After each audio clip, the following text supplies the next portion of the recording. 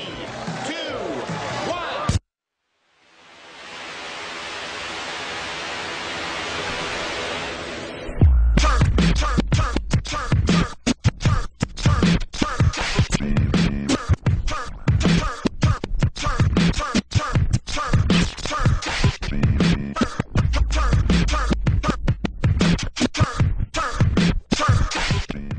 Bonjour, bienvenue sur Cœur TV.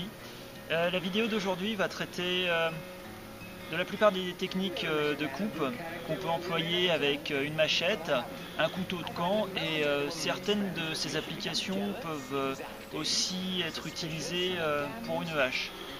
Alors la première chose pour les machettes ou couteaux de camp, le portage. Bon, généralement les étuis pour ce genre d'outils sont assez longs, donc ce que je privilégie généralement, plutôt qu'un portage classique à la ceinture on peut s'entraver comme ça, c'est quand même, vous voyez, ça va être assez long. Je privilégie donc un portage généralement en bandoulière, de cette manière, où là le couteau me gêne beaucoup moins. Il est facile à saisir. Alors la deuxième chose à savoir aussi, c'est la sortie de l'étui. C'est un conseil qui est valable pour les couteaux de camp, les machettes, mais aussi pour tous les couteaux. Donc de toujours prendre l'étui par le dessus et jamais ici. C'est le sale piège en général quand on débute. On a un doigt qui est un peu plus placé ici et on se coupe. Donc sortir l'outil en tenant l'étui du côté opposé de la partie tranchante. Partie importante du couteau ou de la machette, la dragonne. La dragonne est là pour vous permettre de ne pas perdre l'outil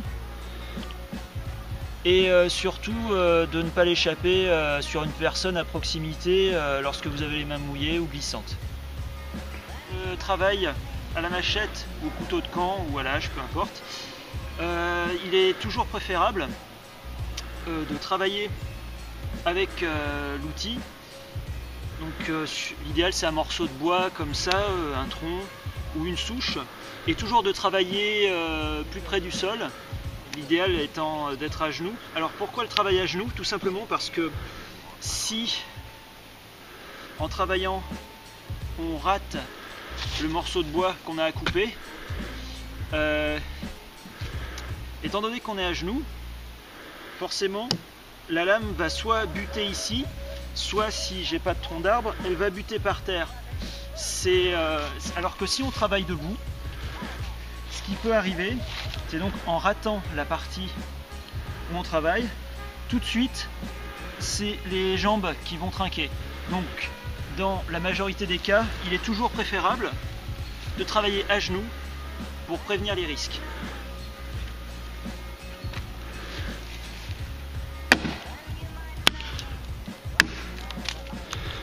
Lorsqu'on est en train de travailler, l'idéal c'est que dès qu'on a à forcer ou dès qu'on va avoir un équilibre précaire, c'est de laisser l'outil à un endroit bien en vue, pas au sol, de façon à pouvoir travailler sans avoir de risque de se blesser.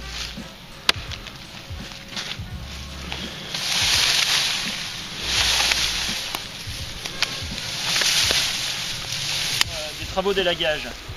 Alors c'est en général le premier accident qui arrive, c'est généralement avec une scie.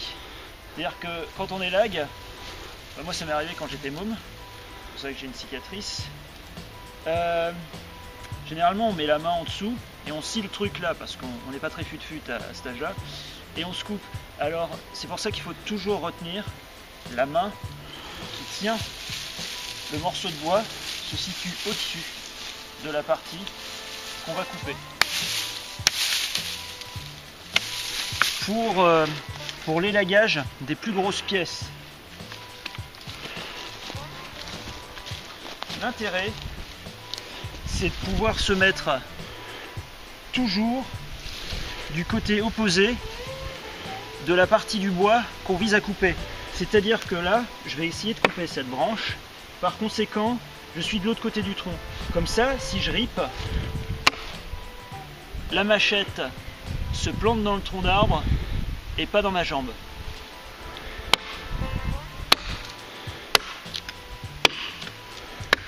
Pour la coupe des grosses pièces, il y a une technique à avoir au niveau de la coupe.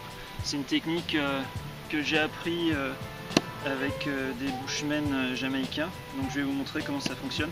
C'est-à-dire que généralement, on coupe toujours de cette manière. C'est-à-dire comme ça, en biais, et comme ça. Alors en fait, c'est pas intéressant du tout. Ce qu'on va faire là, c'est qu'on va couper donc ici et ici en parallèle. Plutôt que de faire un V, on va couper le tronçon parallèlement. À chaque fois que la machette se plante dans le bois, avant de ressortir verticalement la lame, je donne un coup sur le côté de façon à lever des copeaux.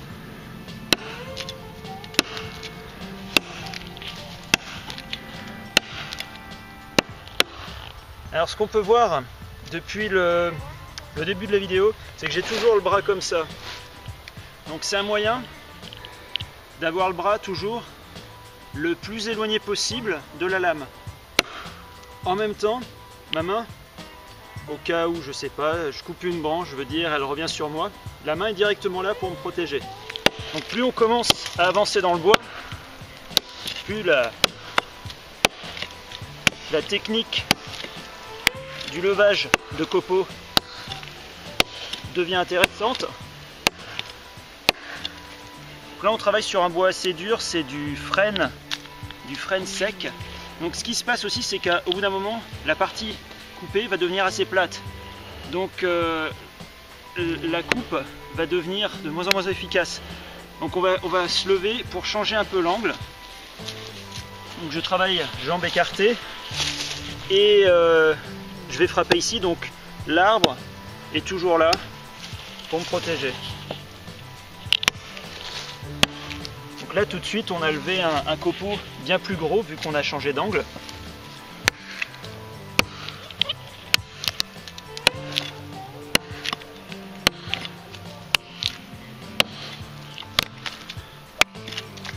Donc maintenant j'ai un angle saillant ici.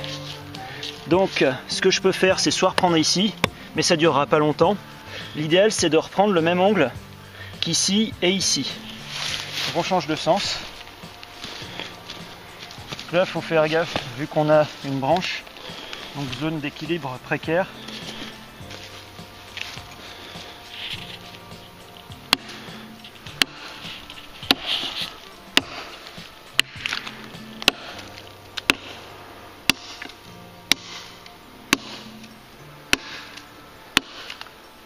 L'idéal, c'est toujours de frapper les angles saillants, vu que c'est là où on a la partie en bois la plus fine.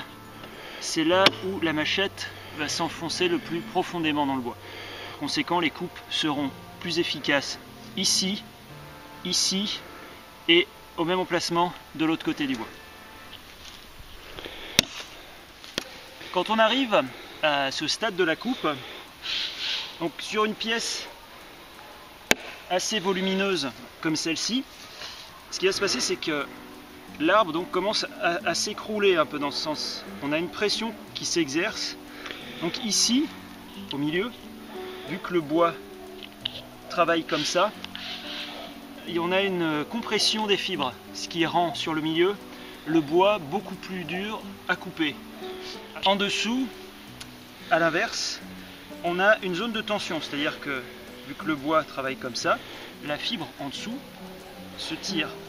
Par conséquent, on peut l'attaquer avec une scie assez facilement. Une chose aussi à savoir, c'est bien surveiller comment le bois est tombé là, dans le cadre d'un arbre au sol. Parce que des fois, on peut avoir des branches, on voit nettement que celle-ci est en contrainte par exemple. Ça peut faire comme un ressort, c'est-à-dire que ça peut, une fois que vous arrivez un peu plus loin, le bois peut se détendre s'il était en contrainte. Et vous pouvez vous prendre un morceau de bois d'une taille assez conséquente. Donc c'est assez dangereux, c'est un phénomène qu'on rencontre souvent dans les chablis. Donc à surveiller aussi comment l'arbre est au sol.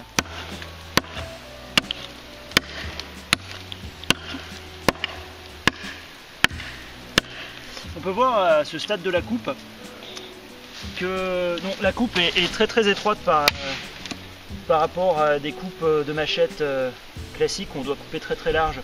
Donc vu qu'on enlève moins de bois, par conséquent on économise sa force, on économise l'outil et ça permet aussi de gaspiller beaucoup moins de bois. Et voilà. Le montage du bois. Alors ça c'est une technique qui est valable surtout avec des haches. Là on peut le faire vu que c'est un parang, donc la partie tranchante est nettement plus bas que la poignée. Donc on travaille avec un socle en bois, on met la lame en appui sur le morceau de bois à fendre et on tape les deux en même temps.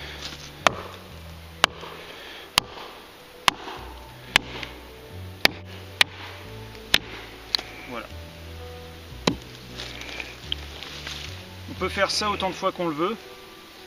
Bon, on va pas faire des allumettes.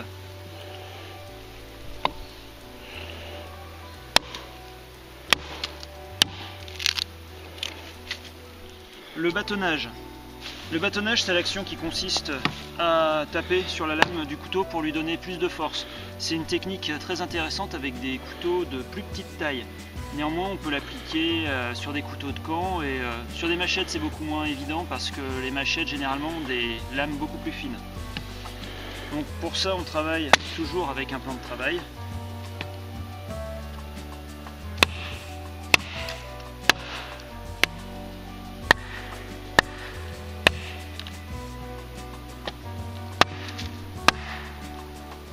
C'est une technique qui est beaucoup plus sécurisante que la frappe à la volée.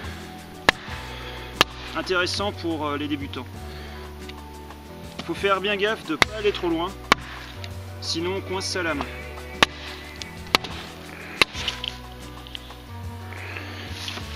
Alors dans le cadre des lames qu'on coince, par exemple donc ici, une lame qui est vraiment bien coincée comme ça, alors on ne s'amuse pas du tout à tirer ou à essayer de lever. Au contraire, on va taper sur le pommeau. Ça marche très bien pour tous les couteaux de camp et pour les haches. Maintenant le bâtonnage dans le sens des veines du bois. On assure un peu son couteau. On prend son bâton.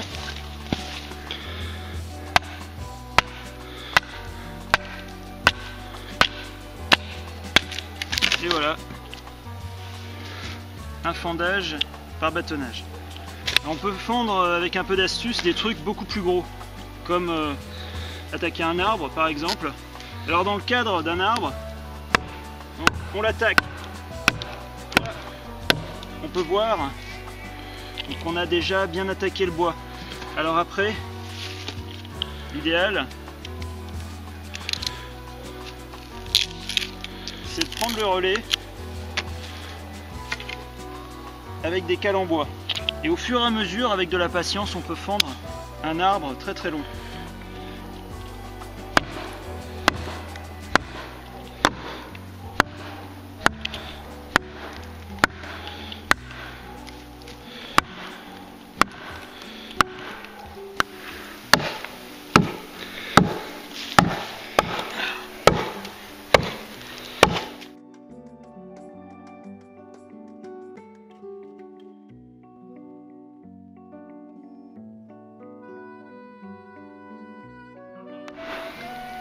Tu penses à ce que je pense? Le singe à cymbales s'agite dans ma tête. Dans la mienne aussi.